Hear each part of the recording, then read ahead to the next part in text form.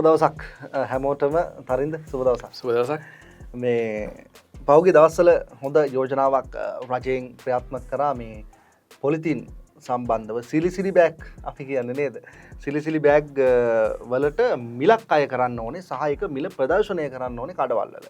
මේක කිව්වහම බොහෝ දෙනෙක් විවිධ කතා කිව්වා. හැබැයි අපිට යම් දත්ත වාර්තාවක් ඇවිල්ලා තියෙනවා රජය ඒක ප්‍රසිද්ධ කරා. රටේ තියෙන අර ප්‍රධාන වශයෙන් ගත්තහම ඔය සුපිරි වෙළඳසැල් ජාලයක් තියෙන්නේ. ඒ ජාලයේ දත්තවලට අනුව 56%කින් පළවෙනි දවසේ ඉඳලා දෙවෙනි දවස වෙනකන්. ඒ කියන්නේ නොවැම්බර් පළවෙනිදා වැඩේ පටන් ගත්තේ පළවෙනිදා දෙවෙනිදා කියන දින දෙකේ 56%කින් පොලිතින් භාවිතය අඩු වෙලා තිබුණා. ඒක නිකන් අපි වෙන පැත්තකට කිව්වොත් උදාහරණයකින් ලක්ෂයක් දෙනෙක් එදා දවසේ බඩු ගත්තනම් 60,000ක් දෙනෙක් පොලිතින් වෙනස් විදියට තමයි භාවිත කරලා තියෙන්නේ. පොලිතින් වෙනුවට වෙනත් ආදේශක හෝ වෙන විදිහ අතේ හරි ගෙනහිල්ලා තියෙනවා. භාවිත කරලා තියෙනවා. මේක ගැන විපක්ෂයේ යම් යම් මතාන්තර ඉදිරිපත් කරලා තියෙනවා සහ ඒ පිළිබඳව අපිට තියෙනවා වෙන කතාවක් කියන්න. තරින්දගේ පැත්තෙනුත් මේ ගැන විශේෂ වෙන පැත්තක කතාවක් තියෙනවා. මෙහෙම රන්ටු දැන් මමත් ගියා ඒක අවස්ථාවකදී අවස්ථා කීපයකදී බඩුව ගයක් ගන්න. ඉතින් මටත් මේ බඩු ටික අරගෙන මේසුණෙන් දීලා ඇහුවා මේ බෑග් ටිකක් මෙහෙමයි බෑග් එකක් ගෙනාවද? බෑග් එක ගෙනිච්ච නැහැ. ඊට පස්සේ මම ඇහුවා මේ දැන් මේ ටික කොහොමද ගෙනියන්නේ මේකයි මිල කියලා. ඉතින් මම කල්පනා කළා එකපාරට පොඩි කේන්තියක් එනවනේ. ඒ කියන්නේ මේ බඩු ටික උස්සගෙන යන්නත් ඕන තව මේකට සල්ලි ගන්නවා. හැබැයි අනිත් පැත්තෙන් අපිට කියනවා ටිකක් කල්පනා කරලා බැලුවායින් පස්සේ මේ රට ඇතුළේ මොනතරම් ව්‍යසනයක් පොලිතින් නිසා සිද්ධ වුණාද? කොච්චර ප්‍රමාණයක් මේවා දිරන්න කාලය යනවද? ඒ වගේම මේවා මුහුද දක්වා ගමන් කරද්දී මොනතරම් ජල දූෂණයක් සිද්ධ වෙනවද කියන කාරණේ පිටිපස්සෙන් කවුද කියනවා? ඒකින්ද මගේ හිතේ ඇතිවෙච්ච යකිතේ නැති වෙලා ගිහිල්ලා ඉතින් පොඩි ගාණක් දීලා මේ වෙන්දා බෑග් 3-4කින් ගන්න දේ එක බෑග් එකකට දාගෙන අරගෙන ආවා. හැබැයි මම මේක ඇතුළේ දකිනවා රජය හොඳ වැඩක් කරලා තිනවා කියන එක. මොකද මේ මෙතනින් පටන් ගත්තේ නැත්තම් මේ ගමන අපිට යන්න බෑ.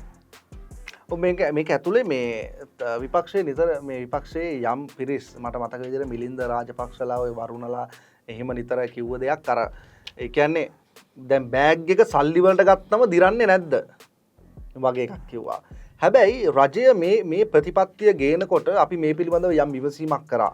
ඒ කියන්නේ ඒ රජයේ අදාළ පාර්ශව වෙතින් විමසීම කරාම අපිට දැනගන්න ලැබුණේ තරින්ද මේක පොලිතින් භාවිතය තුරන් කිරීමේ වැඩපිළිවෙලේ මූලික අදියරක් කියන එක. ඒ කියන්නේ මේක නෙමෙයි මේක එකම වැඩේ රජය ගත්තු. සහ මේක අර මිනිස්සුන්ට එකපාර දැන් හෙට ඉඳලා පොලිතින් තහනම් කියලා කිව්වනම් ගෙවල්ලා තියෙන පොලිතින් තියෙන මිනිස්සුත් බය වෙනවා.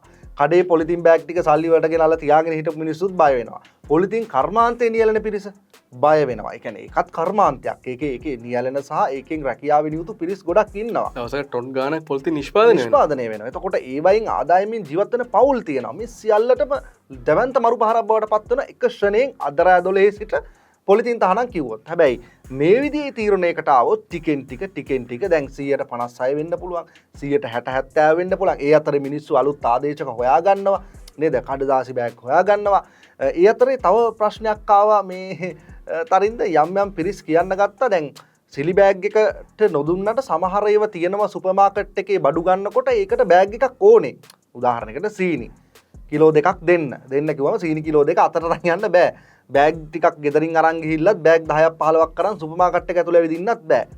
ඒක නිසා රජය ඒ මට මතකයි මාධ්‍ය හමුව තිබ්බ වෙලාවේ කොහොම සාධාරණ දෙයක් කළා. අර රීසයිකල් බෑග් එකක් තියෙනවා. ඔය ඔබ දැකලා ඇති මේ සුපිරි ගණේ අර ෆුඩ් සිටි වල තියෙනවා මේ ඇදලා කඩලා ගන්නේ කොටු බෑග් එක. ඒකේ හැන්ඩල් එකක් නැහැ. මේක රීසයිකල් බෑග් එකක්. එතකොට මෙන්න මේ බෑග් තහනම් කරේ නැහැ. ඒක වෙනම වචනකින් කිව්වොත් හැන්ඩල් නැති බෑග්ස් තාමත් පුළුවන්. එතකොට ඒකට දාගෙන Tamanට ලොකු බෑග් එකක් අරගෙන යන්න පුළුවන් ෆුඩ් සිටි එකට යනකොට එහෙම නැත්නම් පොලට යනකොට කඩේට යනකොට ගිහිල්ලා අර බෑග් වලට දාලා මේක අර ලොකු බෑග් එකට දාගෙන ගෙදර එන්න පුළුවන්. මම මේ තාම සරලව කියන්නේ මේ අපි කොහොමද මේ වැඩේ ගොඩ දාගන්නේ කියලා. හැබැයි මේ ඔයා ගොඩ දාගන්න කියන කතාවරන් හිරු ආණ්ඩුව පැත්තෙන් වුණා නම් හොඳයි කියලා මම හිතන්නේ. ඒ කියන්නේ දැන් ආණ්ඩුවත් මේ දේ කළා තමයි. ඒ වගේම යම් තාක් දුරකට මේ ගැන මිනිස්සුන්ට කියලා දුන්නා තමයි. හැබැයි මම හිතන්නේ ඒක ප්‍රමාණවත් කියලා. දැන් රජයට තියෙනවා ගුවන්විදුලිය තියෙනවා. රූපවාහිනිය තියෙනවා. ස්වාධීන රූපවාහිනිය තියෙනවා.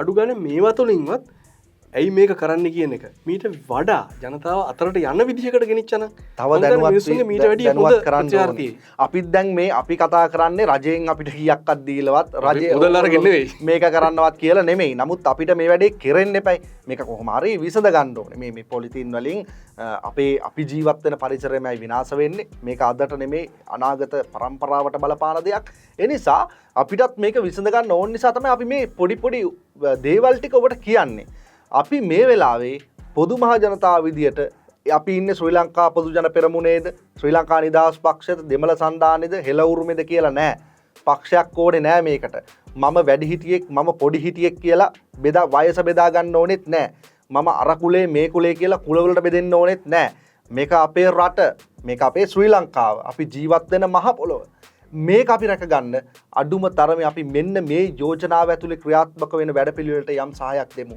ඒක දෙන්නේ අනුරට නෙමෙයි ඒක දෙන්නේ මාලිමාවට නෙමෙයි එහෙම නැතුව අපි මේක දෙන්නේ මේ රටට අපි උපන් රටට උපන් දේශයට ඒවගේ රන්හිරු අපි මේක අමතක් කරන්න හොඳ නෑ විවිධ රජයන් මේ දේ කරන්නත් උත්සාහ කළා හැබැයි වැඩපිළිවෙල සාර්ථකුනේ නැහැ ඉතින් අපි මේ රජයටත් කියන්නේ පරණ ආණ්ඩුවලට වැරදිච්ච තැන්වලුත් අත්දැකීම් ලබා ගන්න ඕනේ. වැඩක් පටන් ගත්තා නම් ඒ වැඩේ හරියට ඉවර කරන්න ඕනේ. ඒක නිසා ජනතාවගේ පැත්තෙනුත් තියෙනවා මේකට ධෛර්යය දෙන්න සහ මේ වෙනුවෙන් ජනතාවගේ ඒගොල්ලන්ට තියෙන ඇත්ත දේ පෙන්වන්න. ඒ කියන්නේ ඇත්ත අවශ්‍යතාවය ජනතාවටත් පෙන්වන්න පුළුවන්. ඉතින් රජයත් පස්සට යන්නේ නැතුව මේක විධිමත්ව කරගෙන යන්න. මොකද අපි සමහර වෙලාවට දකිනවා රජය ගන්න සමහර ක්‍රියාමාර්ග ආයි පස්සට යනවා. ඒ රිවර්ස් කිරීම නැතුව මේ වගේ දෙයක් ඉස්සරහට ගෙනිච්චොත් මම හිතනවා රටට හුඟක් හොඳ දෙයක් වෙයි. ඔය රිවර්ස් කරන කතාන්දරය ඇතුලේ මේ බොහොම හොඳට නමක් ගෑවුණු පුද්ගලයෙක් තමයි ගෝඨාභය රාජපක්ෂ. එතකොට මේ විපක්ෂයේ සමහර පිරිස් මේ ආණ්ඩුවත් ගෝඨාභයගේ ආණ්ඩුව වගේමයි කියන තැනට ගේන්නත් බොහෝ කතා කියනවා. ඒ නිසා තමයි අනුරට සහ මාලිමාවටත් පොදු මහ ජනතාවගේ මතය නියෝජනය කරන මාධ්‍ය කාරණයක නියැලෙන පිරිස් හැටියට අපි කියන්නේ ඔය අර මේ රිවර්ස් කරන වැඩෙත් එච්චර ඇඟට හොඳ නෑ කියන එක. එනිසා මේ පොලිතින් භාවිතය සම්බන්ධව තව ඉදිරියේදී ඉතාම වැදගත් තීරණ ගනි.